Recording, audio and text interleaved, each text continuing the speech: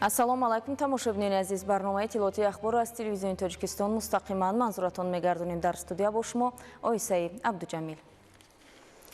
имрӯз аз субҳи барвақт дар пойтахти мамлакат бо фурӯзон намудани гулхани наврӯзӣ сокинон ҷашни байналмилалии наврӯзро истиқбол гирифтанд. соати 5 субҳ корвони наврӯзӣ бо иштироки бобои деҳқон ва маликаи баҳор аз 4 дарвозаи пойтахт ворид шуда ба сокинону меҳмонон аз омадани наврӯзи оламафрӯз мужда расониданд. тантанаҳои ҷашнӣ ба муносибати истиқболи шоиста аз ҷашни байналмилалии наврӯз дар пойтахти Тоҷикистони соҳибистиқлол шаҳри Душанбе аз соати 3 субҳ оғоз гардид. дар боғи Ғалаба сокинони шарафманди пойтахт гулхани наврӯзӣ афрӯхта ин оини қадимаи ниёгонро бо эҳсоси гарми ватандӯстӣ ва бо иҷрои суннатҳои хоси наврӯзӣ истиқбол гирифтанд. тантанаҳои пуршукӯҳи наврӯзӣ дар шаҳри Душанбе аз соати 3 субҳ оғоз гардид. дар ин тадбири мубораку хуҷаста сокинону меҳмонони пойтахт ва сайёҳони хориҷӣ иштирок намуданд. шодиву нишоти сокинон ҳадду канор надошт. бо чеҳраҳои хандону қалбҳои саршори муҳаббату самимият мардум ҷашни байналмилалии наврӯзро истиқбол намуданд. дар боғи Ғалабаи шаҳри Душанбе бо афрӯхтани гулхани наврӯзӣ базмгоҳи ҷашнӣ ороста шуда суннату анъанаҳои қадимаи ҷашни байналмилалии наврӯз از جمله سمنک‌پزی منظور اشتراکچیان کرده شد. نوروز برامون آشناست، غریبه نیست. نوروز باستانی برای ما جالب هست و دوست داریم ببینیم و از اینکه نوروزتون رو به این سبک می‌بینیم خوشحالیم و دوست داریم که شرکت کنیم در نوروزتون. یه جشن خاص و فوق‌العاده‌ای که ما تازه اولین بار داریم می‌بینیم و خیلی جذابه. جشنی که از تاریکی شب تا صبح تا روشنایی صبح همه دارن میرقصن که شب و تاریکی رو به صبح برسونن. واقعا جذابه با یه آتش خیلی زیبا. ممنونم، خیلی خوش میگذره به ما. خیلی خوشحالم و خرسندم که اینجا گرامی داشته میشه و به شادی این سنت‌های آب و اجدادی حفظ شده و احساس غریبگی نمی‌کنم. احساس می‌کنم در یه جای دوست و آشنا هستم و این سنت قدیمی هزاران ساله گرامی داشته شدنش احساس میکنم یه نیروی جدید بر فرهنگ کهن این قوم هزاران ساله است. ساکنان و مهمانان پایتخت در برنامه رنگین فرهنگی اشتراک نموده سال نو ملی را با احساس گرمی وطندوستی با خوشی و حرف شکرانه از فضای آرام و آسوده میهن تجلیل نمودند. در بزمگاه برای سیاحان خارجی همچون رمزی نوروزی طعام‌های ملی و غذاهای نوروزی از جمله سمنک تقدیم کرده شد. سیاحان خارجی از استقبال پرشکوه جشن نوروز در شهر دوشنبه به وجد آمده اندیشه‌هایشان را چنین ابراز نمودند. باید گفت که نوروز از قدیمترین جشن‌های ملت تمدن‌آفر و فرهنگسالار تاجیک میباشد که در زمان صاحب استقلالی به عنوان تاریخی خود از نو احیا گردید. بعد از به دست آوردن استقلال دولتی این جشن بزرگ اجدادی نوروزی عالم‌افروز از نو احیا شده با رعایت آیین و عنعنه‌های نیکش در سراسر مملکت تجلیل می‌گردد. با مقصد پرشکوه و خاطرمند جشن گرفتن نوروزی عالم‌افروز برای اشتراکداران تنتنه‌های این جشن باستانی برنامه فرهنگی با سرود و ترانه‌های نوروزی پیشنهاد کرده شد. پس از برنامه فرهنگی و رقص و شادی ساعت 5 صبح در ناحیه اسماعیل سامانی شهر دوشنبه کاروان نوروزی با اشتراک بابای دهقان و ملکه بهار از باغ غلبه توسط کوچه‌های مرکزی پایتخت به نزد مجسمه شاه اسماعیل سامانی رهسپار شده با موسیقی‌های بهاری و نیرای نوروز آمد. نوروز به وطن خویش آمد. به ساکنان و مهمانان پایتخت از آمدن نوروز خجسته‌پای مژده رسانیدند.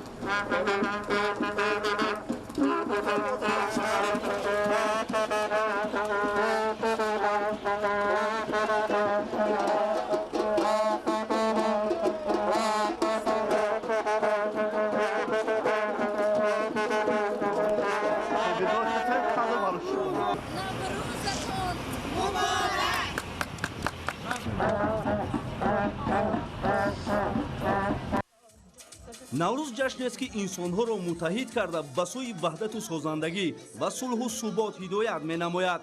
наврӯз ҷашни хушию шодӣ ва хушбахтию гармӣ мебошад. ин хусусиятҳои наврӯзро дар ин ҷо мушоҳида намудем.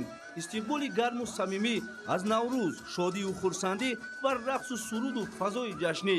дар макони баргузории ҷашни наврӯзи сокинони ноҳияи шоҳмансури пойтахт нафарони касбу кори гуногун ба ҳам омада ҷашни наврӯзро бо шукӯҳу шаҳомати хоса пешвоз гирифтанд. имрӯз барои мо боиси ифтихор ва сарфарозӣ аст ки сокинони шарафманди ноҳияи шоҳмансур дар қабили дигар шаҳру ноҳияҳо истиқбол аз наврӯзи байналмилалӣ мекунанд.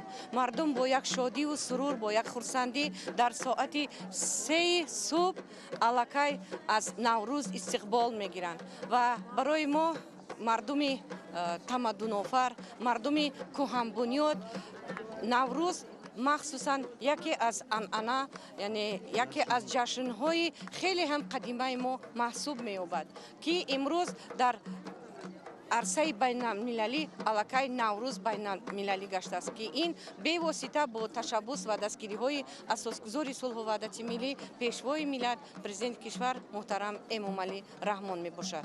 ҳамин гуна тантанаҳои ҷашни наврӯзи байналмилалӣ дар ноҳияи шоҳмансури пойтахт аз даромадгоҳи дарвозаи шарқии душанбе бо ворид гардидани маликаи баҳор бо фойтуни худ оғоз гардид ки мужда аз баҳори нозанин ва наврӯзи байналмилалӣ ба сокинон дарак медиҳад. ёдовар мешавем ки наврӯзи байналмилалӣ бо ташаббуси бевоситаи президенти ҷумҳурии Тоҷикистон пешвои миллат муҳтарам Эмомалӣ Раҳмон маҳз соли 2010 мақоми байналмилалӣ гирифтааст. имрӯз наврӯзи байналмилалиро сокинони мамлакат бо як шаҳомати хоса ва бо оинҳои хоси худ таҷлил менамоянд. бояд гуфт ки наврӯзи байналмилалӣ ин пеш аз ҳама ҷашни ваҳдат ва ҳамдигарфаҳмӣ дар Тоҷикистон мебошад. сипас аз ин макон яъне дарвозаи шарқии душанбе корвони наврӯзӣ бо ҳузури маликаи баҳор дар иҳотаи карнайнавозону таблнавозон бо рӯҳияи баланди саршор аз шукргузорӣ аз сарзамини шукуфону гулфишони Тоҷикистон ба ҳар гӯшаи ноҳияи Шоҳмансур равона шуда ба сокинону меҳмонон навиди фарорасии соли нави аҷдодиро расониданд. корвони наврӯзӣ соати 5 субҳ бо ҳузури маликаи баҳор ба макони асосӣ майдони 800-солагии Москва баргузории чорабиниҳои наврӯзии ноҳияи Шоҳмансур ворид шуд. наврӯз пайвандгари наслҳо, сулҳу осоиш ва дӯстию рафоқат миёни халқҳои ҷаҳон мебошад. аз миёнаи моҳи март сар карда тантанаҳои наврӯзи байналмилалӣ дар тамоми қаламрави Тоҷикистони азиз бо шаҳомати хоса ба роҳ монда шудааст ки аз он мардуми шарифи кишвар бо дилгармӣ ва меҳру садоқати беканор истиқбол мекунанд. сокинони ноҳияи Шоҳмансури пойтахт дар майдони 800-солагии Москваи шаҳри Душанбе бо оростани базми наврӯзӣ оғози соли нави аҷдодӣ наврӯзи дилафрӯзро бо тантана таҷлил намуданд. бояд гуфт ки таҷлили ҷашни байналмилалии наврӯз дар тамоми ҷумҳурӣ ва пойтахт, ноҳия, маҳалла ва шаҳракҳо тавассути барномаҳои пуршукӯҳи идона, маҳфилҳои ҳунарӣ ва ҳисси ифтихор аз ватандорию шукуфоии мамлакат баргузор шуда истоданд. ҳаррӯзатон наврӯз бод, наврӯзатон фирӯз бод. Тоҷикистон ба пеш. ҳамин рӯз 21 март ҳамасола дар ҷаҳон рӯзи байналмилалии ҳифзи пиряхҳо ҷашн гирифта мешавад. дар ин бора тибқи пешниҳоди президенти ҷумҳурии Тоҷикистон пешвои миллат муҳтарам Эмомалӣ Раҳмон аз ҷониби Маҷмӯаи умумии Созмони Милали Муттаҳид қаднома қабул шудааст. имрӯз ба ин муносибат дар саросари ҷаҳон чорабиниҳои гуногун доир ва дар ин замина ҷиҳати пешгирии раванди обшавии пиряхҳо иқдом амалӣ карда мешавад. Наврӯзшоҳи Азизулло гузориш медиҳад. امسال نخستین مراتبه و من بعد دائمی 21 مرد روز بین المللی حفظ پیریخو است که در تاریخ انسانیت یکمین مراتبه جشن گرفته می شود. شور و آوازه ها در کوچه و خیابان و باغ و گلگشت های شهر دوشنبه شکوه جشنی پایتخت را افزون نموده است. باید یادآور شد که مجمع عمومی سازمان ملل متحد ضمن اجلاسی 77 خود قطعنامه را درباره اعلان کردن سال 2025 سال بین المللی حفظ پیریخو و 21 مرد روز جهانی پیریخو قبول نمود. یکم هدفی که سازمان ملل متحد در اساس تشبث پیشوای ملت اعلان نمود، این اعلان نمودن 21 مرد همچون روز حفظ پیریخو، یعنی این هدف نفوذ تاجیکستان را در عرصه بین الخلقی باز هم بالا میبردارد. دوم هدفی که همین سازمان در زمینه همین تشبث پیشوای ملت پیش گذاشت، این تشکیل نمودن فوندی مخصوص در نزد سازمان ملل متحد می باشد که برای حفظ پیریخو در جامعه جهانی مساعدت می نماید. پیشوای ملت شخصیت می باشند که جامعه جهانی نه اینکه به مسئله های تنها داخل کشور و منطقوی توجه میکنند، به مسئله های بین الخلقی نیز توجه خاصه دارند و هر هدف و مقصدی که پیشنهاد میکنند افاده کننده منفعت های بین الخلقی می باشد و این حالت نفوذ تاجیکستان را در عرصه بین الخلقی باز هم بالاتر می بردارد.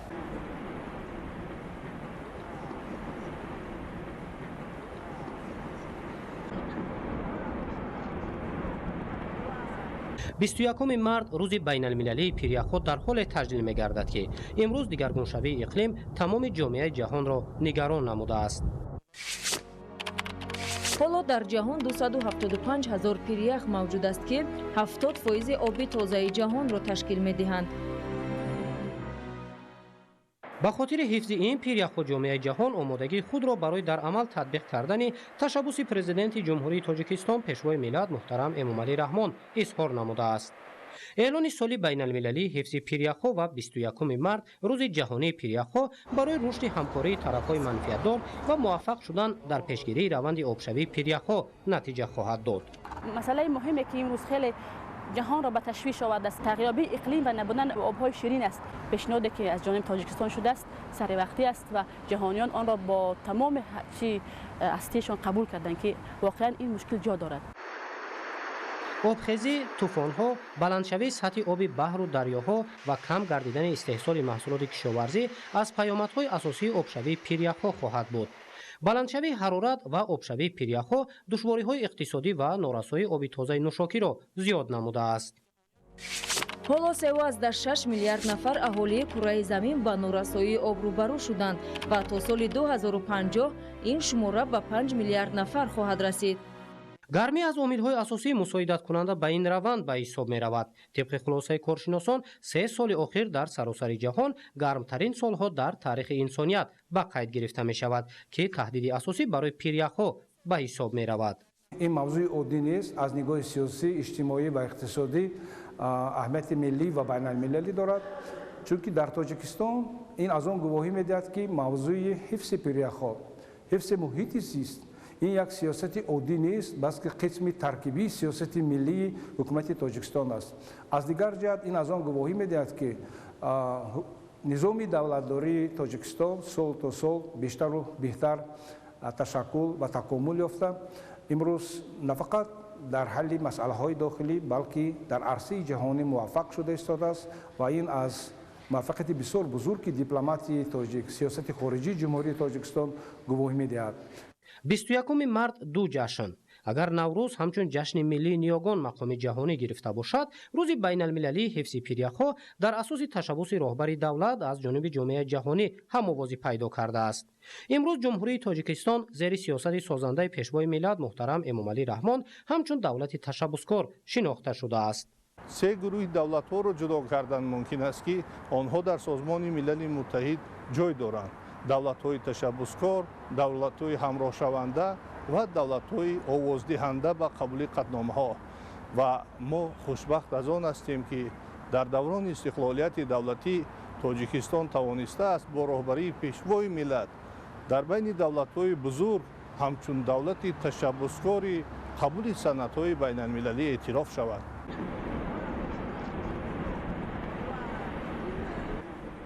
дар асоси маълумот ҳар рӯз ба ҳисоби миёна дар олам 1 миллион тонна ях об мешавад. баъди ташаббусҳои тоҷикистон ва дидани ҳолати воқеи ҷомеаи ҷаҳон ба мавзӯи обу иқлим таваҷҷуҳи бештар зоҳир намуд.